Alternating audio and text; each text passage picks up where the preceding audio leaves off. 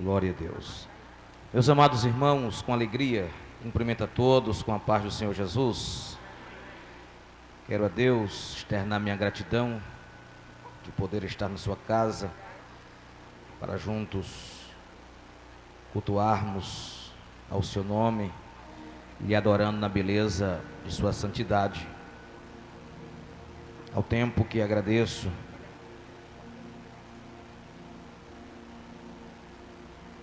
pela oportunidade facultada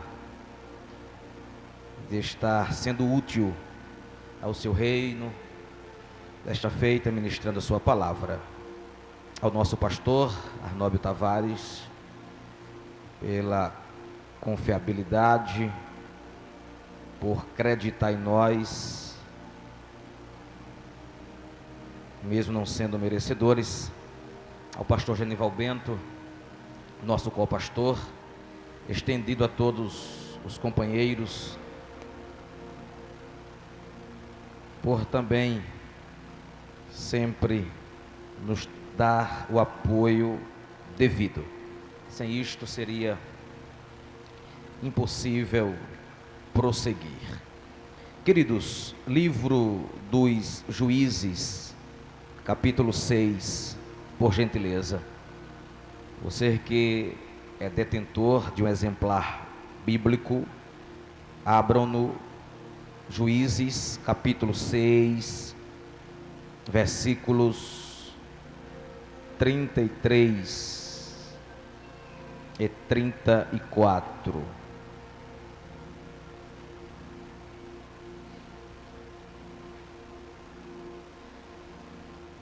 Nesse meio tempo, todos os midianitas, amalequitas e outros povos que vinham do leste uniram os seus exércitos, atravessaram o Jordão e acamparam no vale de Jezreel. Então o Espírito do Senhor apoderou-se de Gideão, e ele, com toque de trombeta, convocou os abiezritas para segui-lo. Amados, desde que a nação de Israel crescia, ainda no cativeiro egípcio, Deus havia, por meio de Moisés, feito promessas de que o povo estaria ocupando territórios, terras, conquistando todo o lugar em que pisassem com a planta de seus pés. Ainda no Egito, depois que Faraó, que conhecera José, morrera, e um outro se levantou, percebendo a marcha da nação de Israel, resolveu multiplicar pelas garras opressoras, aumentando assim o trabalho árduo para que o povo sofresse. A Bíblia vai dizer que, embora Faraó multiplicava, Faraó aumentava de forma rigorosa a sua força opressora, quanto mais Faraó os afligia e os apertava, o povo crescia e se multiplicava. Até que 600.000 homens foram formados, fora mulheres e crianças, E diante de um quadro de opressão, o povo clamou a Deus. Deus falou para Moisés que viu a aflição do povo, ouviu o clamor do povo e desceu para dar livramento. Então Deus vai livrar Israel da mão egípcia, de 430 anos de cativeiro no Egito. E o povo passa a peregrinar no deserto 40 anos. Quando Deus lhes outorga o decálogo, escrevendo os 10 mandamentos com seu próprio dedo em 2 tábuas de pedra, principiando assim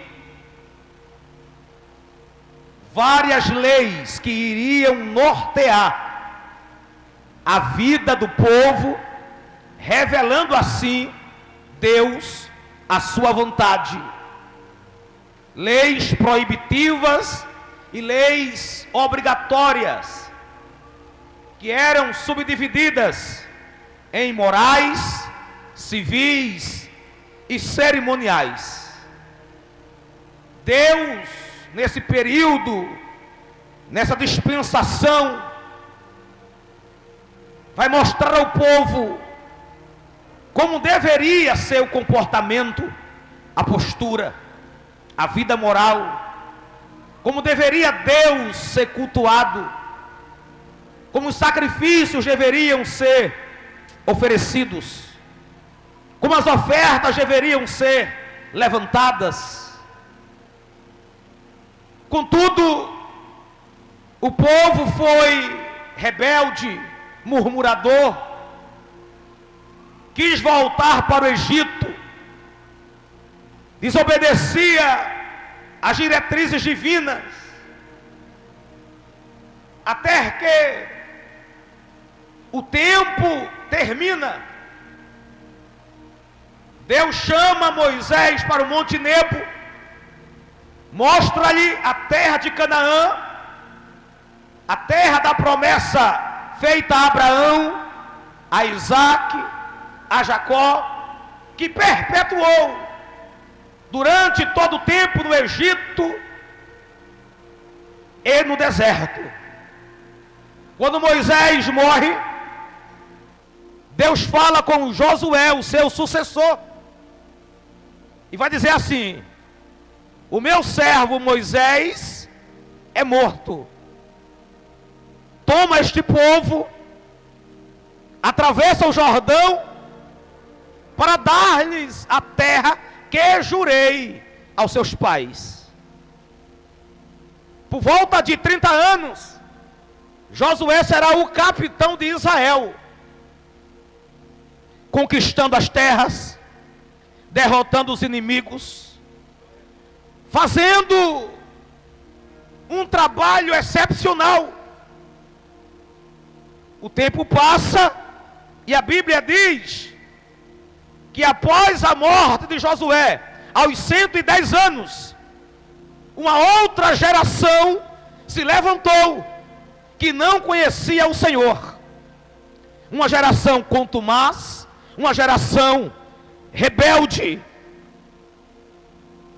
onde o povo estava divorciado de Deus. É o que eu chamo de o período mais turbulento da história de Israel, onde havia instabilidade política, onde havia um colapso moral, a espiritualidade estava escassa, a idolatria, ela permeava, sendo Deus abandonado, e o culto era prestado a outros deuses, a saber, a Baal e a Astarote. 325 anos vai perdurar essa conturbação espiritual, uma oscilação, porque ora o povo adorava a Deus, ora esquecia de Deus.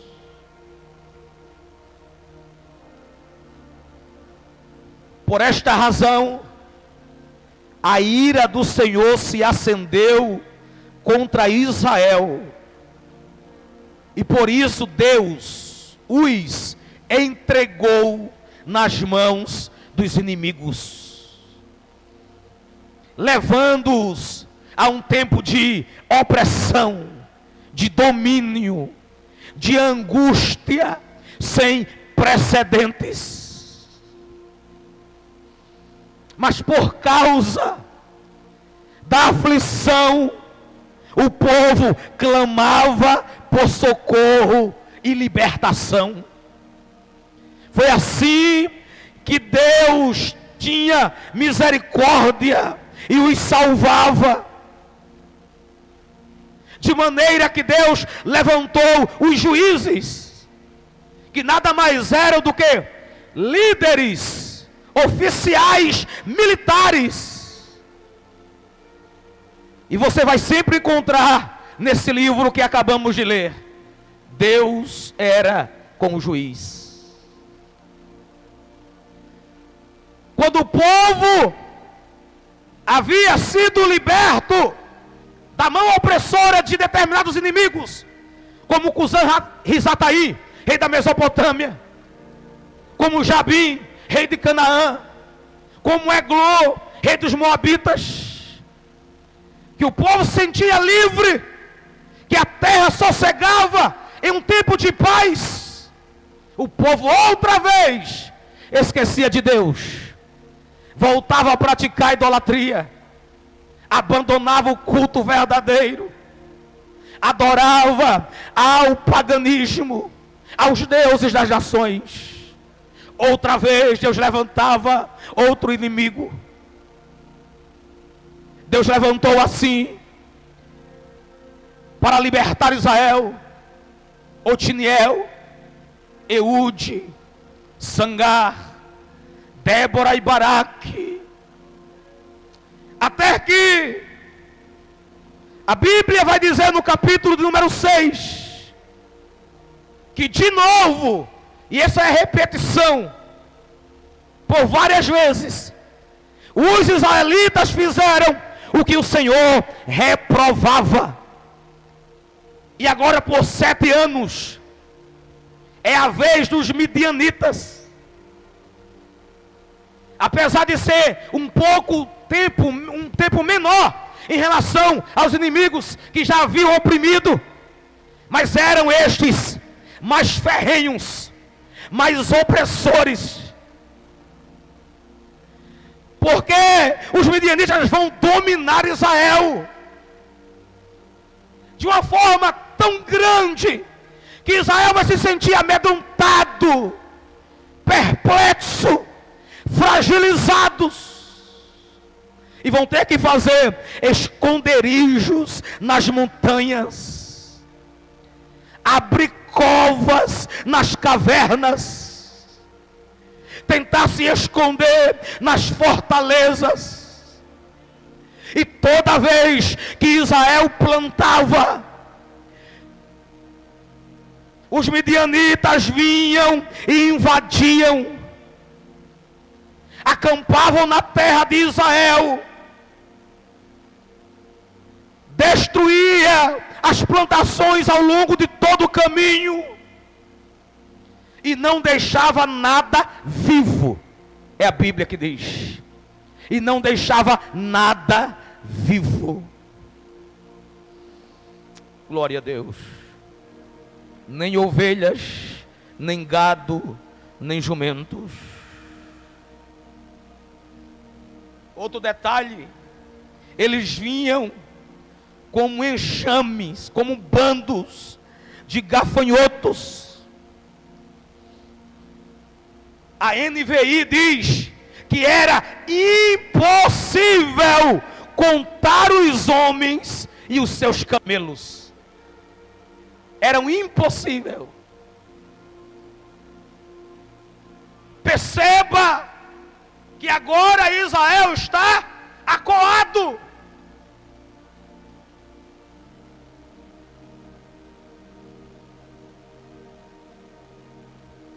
E Israel vai empobrecer tanto, mas tanto,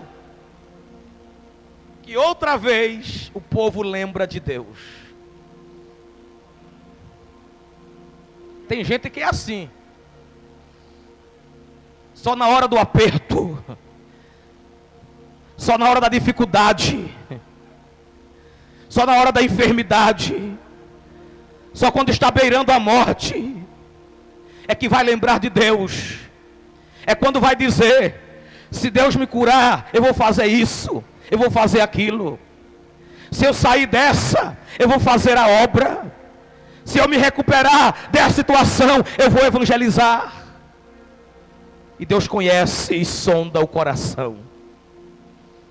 E Deus sabe da sinceridade. E Deus sabe se há verdade. Glória a Deus. Mas Israel clamou. Os israelitas clamaram por socorro.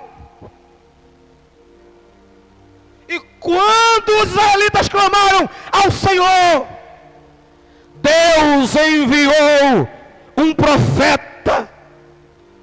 E o profeta vai dizer: eu tirei vocês do Egito, da terra da escravidão.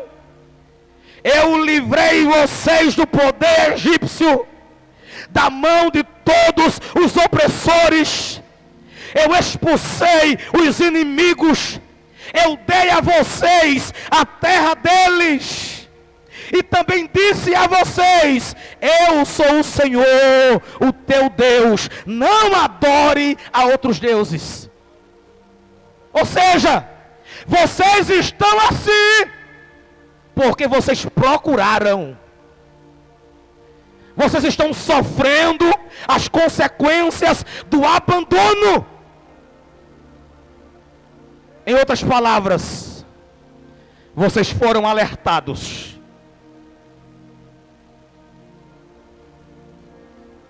Vocês foram advertidos. Mas diga assim comigo: Deus é misericordioso. Oh, irmãos, e Jeremias escreve em Lamentações que as suas misericórdias, elas não têm fim. Novas são a cada manhã. E elas são as causas de não sermos consumidos. Isso não é meritório. Isso não é mérito nosso. O que temos, o que somos, o que fazemos, nada disso.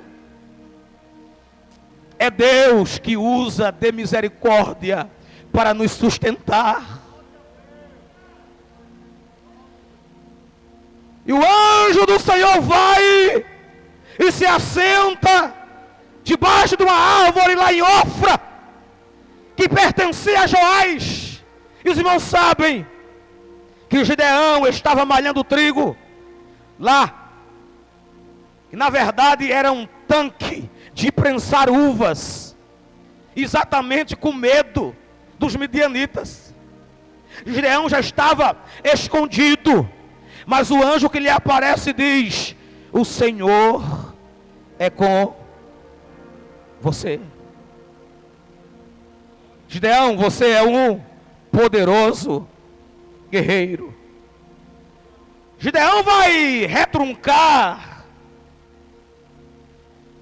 vai dizer: ah, Senhor, por que tudo isso nos aconteceu? Parece que Gideão não estava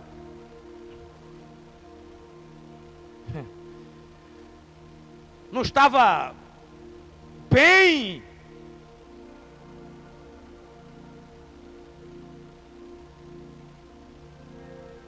Gideão lembrou só das promessas, mas os requisitos basilares ele havia esquecido. Esqueceu que a promessa era condicional. Você lê em todo o Pentateuco,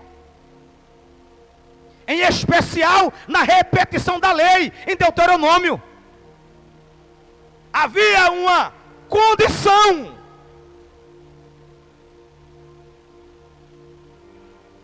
Mesmo assim, Deus foi firme com Gideão e disse assim: olha, Gideão, com a força que você tem, você vai libertar Israel das mãos de Midian. Não sou eu quem o está enviando? Porque Gideão tinha dito que era o menor. Ei, não importa se é o menos importante e o menor da família, quando Deus escolhe como valente guerreiro, é para avançar diante dos inimigos. Glória a Deus. Gideão vai passar por algum teste, vai experimentar a presença, porque Deus diz: serei contigo. Vai entender que é um escolhido, porque Deus disse: é você que vai libertar Israel. Gideão vai entender qual é o propósito, e o propósito é derrotar os midianitas como que se fosse um só homem. Deus está dizendo assim: todo o exército grandioso, incontável, vai ser derrotado como que fosse um só homem. Isso aqui é uma promessa. Isso aqui é terrível. Gideão vai ter que oferecer um sacrifício. Quando ele foi para casa, preparou um cabrito. A NVI diz que era uma arroba entre 20 e 40 litros, feito de farinha. Fez os pães sem fermento, pegou a carne num cesto e o caldo numa panela, colocou fora e os ofereceu debaixo de uma árvore. Gideão ainda vai ter a sua primeira comissão. Qual é? Derrubar o poste ídolo de seu pai e o altar de Baal, e depois vai construir outro em seu lugar e dedicar ao Senhor. Mas deixa eu caminhar para o objetivo disto. Diga comigo: princípios divinos na vida de um escolhido. 3, pelo menos, visualizamos aqui. Diga comigo: Deus prova, Deus estimula e Deus honra. Para fixar e aprender, diga: Deus prova, Deus estimula e Deus honra. É aqui que Gideão terá a sua fé testada. Eu já aplico a historicidade, os irmãos conhecem. Nós não podemos ser covardes. Nós não podemos nos amedrontar. Não é hora de recuar. Temos que ter coragem. E eu provoco os irmãos a crer no improvável, a ver o invisível, a se investir de uma fé que derruba a barreira da impossibilidade. Quando Gideão gritou aos covardes e os medrosos: voltem, dado a multidão de 32 mil homens, ficaram apenas os 10 mil.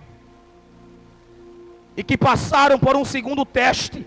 A primeira foi o teste de fé. A segunda foi um teste de experiência, para provar a habilidade, a destreza, a atenção, a vigilância. E o que nós aprendemos aqui é que nós não estamos em um parque de diversão. A vida é uma estrada cheia de curvas, que tem os seus perigos. Estamos em uma arena, estamos em um campo de batalha, e nós não podemos vacilar. Foi o que aconteceu com 9.700 homens à beira do riacho. Deus quer que nós sejamos habilidosos, percebamos a sutileza, percebamos a forma sorrateira. Eu posso ser mais claro: o diabo está mais descaradamente tentando se infiltrar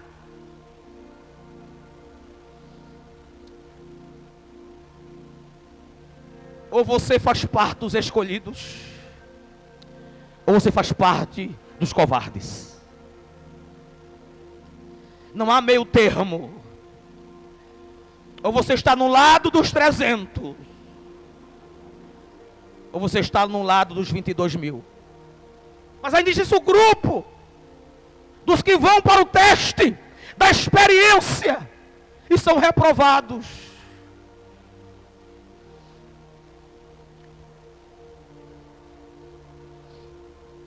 Esse é o primeiro princípio de Deus na vida de qualquer um, é que Deus prova.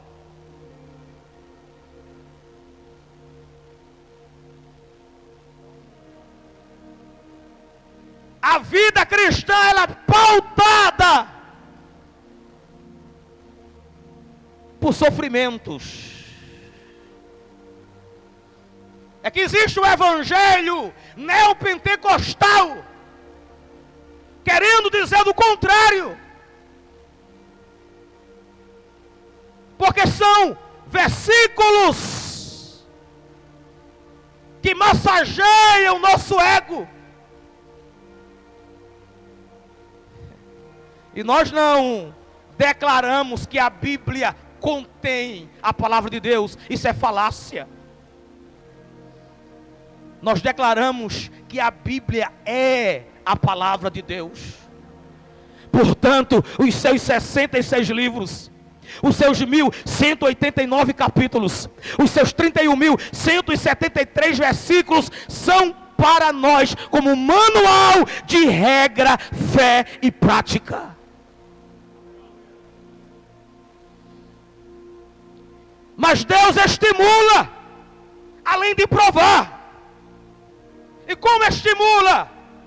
Fazendo promessa. Gideão, entregarei o acampamento dos midianitas em tuas mãos. Em números, para os irmãos compreenderem, 135.000 contra 300.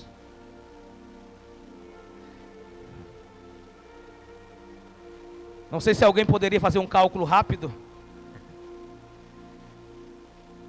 Quantos seriam para cada um? 135.000 para 300, quanto daria? É impressionante. 450 homens para um. O que é que os irmãos visualizam? Impossível. Improvável. Inacreditável. Sem condição alguma. Fora da lógica. Mas uma das coisas belas em Deus é que Deus trabalha na contramão do homem. Aleluia. Quando você pensa que ele vem pela direita, ele vem pela esquerda, vem pela retaguarda, vem pela vanguarda, vem para um lado, não, ele abre a porta do céu. Mas Deus sempre tem um escape. Por isso ele é Senhor, ele é soberano, ele manda em cima, ele manda embaixo. Glória a Deus. Eles eram numerosos como gafanhotos. E Deus vai dar um sinal. Deus já havia falado com Gideão 4 vezes. É só você contar. 4 vezes. E agora Deus vai dar um sinal. Estou ainda dizendo que Deus estimula. Estimula por meio de uma promessa. E estimula também dando um sinal. Glória a Deus. Através da conversa de 2 soldados inimigos. É que às vezes a gente esquece dos detalhes. Mas está escrito exatamente aqui no capítulo de número 7, versículo 13. Gideão chegou bem no momento em que um homem estava contando seu sonho a um amigo. E ele dizia assim: tive um sonho, dizia ele, um pão de cevada vinha rolando dentro do acampamento midianita e atingiu a tenda com tanta força que ela trombou e se desmontou. Seu amigo respondeu: não pode ser outra coisa senão a espada de Gideão. Aleluia. Gideão é estimulado com isso. Sabe o que eu aprendo aqui? Que Deus usa até o inimigo para dizer que Ele é conosco. Não adianta se levantar. Maior é o que está conosco do que o que está com eles. Orebaixo me dá. Por fim, Deus ele honra. Honra como? Dando sabedoria, dando estratégia, como fazer um plano de guerra. São 300 apenas, Gideão. Eu quero que você divida em 3 campanhas. Aleluia. O Senhor triunfou gloriosamente. Nunca esqueça que o Senhor, Ele é varão de guerra e Jeová é o seu nome. Deus, Ele honra sempre, te dando coragem, te dando comando para entrar no território inimigo. Deus sempre dará a oportunidade para a vitória ser garantida. Glória a Deus. O importante é seguir a orientação. Qual era a orientação? Diga comigo. Trombeta para tocar, cântaro para quebrar e tocha para acender. Aleluia. A trombeta, do hebraico shofar, chifre de carneiro, servia para anunciar, convocar para a batalha, para dar aviso, alerta, a chegada do ano novo judaico, proclamar um novo rei, avançar, partir para a guerra. Era isto que Deus estava dizendo através daquela orientação. Aleluia. Estou convocando para a guerra, estou proclamando um novo tempo, estou dizendo que vocês deve avançar e partir para cima. Aleluia. Quebrar o cântaro, o vaso de barro, ele deveria ser quebrado, porque ele escondia, ele guardava a tocha. Isso fala de renúncia, resignação, abstinência do pecado, abandono dos prazeres mundanos. E tocha tem a conotação de iluminar o caminho, brilhar nas trevas. Fala de ausência das trevas, deixar que vejam Cristo, ter em nós a chama do fogo do Espírito acesa, porque Paulo disse: não apagueis o Espírito. Mostra que nós não devemos se esconder, devemos nos mostrar ao mundo. Jesus disse: ninguém acende uma candeia e a põe no oculto, nem debaixo do alqueire ou debaixo da cama, mas no velador, para que vejam a luz. Aleluia. A igreja do século 21 tem um desafio. O mundo pós-moderno, o sistema pecaminoso, ideológico, político que nós estamos vivendo no Brasil no último tempo, é a hora da igreja levantar, não calar, dizer quais são os princípios de Deus que devem nortear a nossa vida. Só assim você será um escolhido de Deus.